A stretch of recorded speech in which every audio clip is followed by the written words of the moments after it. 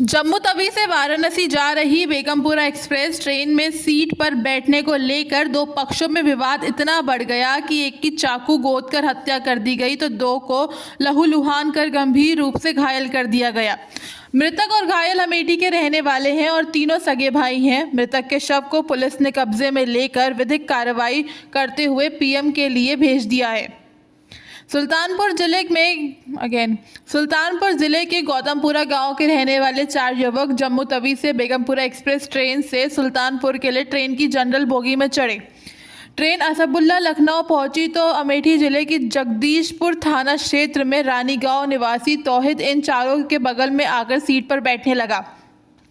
इस पर दोनों में बहसबाजी शुरू हो गई। हालांकि तौहिद भी अंबाला से दूसरी ट्रेन से आकर लखनऊ रुक गया था। ट्रेन जैसे ही लखनऊ स्टेशन पर रुकी तो सवारियों के उतरने के बाद भीड़ कम हुई तो तौहिद भी उसी जनरल डिब्बे में बैठने की कोशिश की। सीट पर बैठने का विवाद इतना बढ़ गया और उन चारों ने तौहिद की पूरी तरह से पिटाई कर उसको लहूलुहान कर दिया।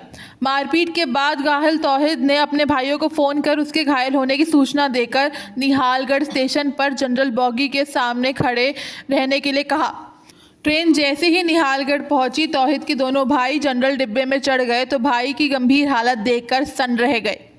अभी दोनों भाई मामले की जानकारी कर ही रहे थे कि सुल्तानपुर वाले चारों युवकों ने उन दोनों भाइयों को जमकर पीटना शुरू कर दिया। ट्रेन में मारपीट होता देख किसी ने आरपीएफ और पुलिस को सूचना दे दी तो पुलिस और आरपीएफ दोनों तत्काल डिब्बे के पास पहुंचकर घायलों को उतारना शुरू किया।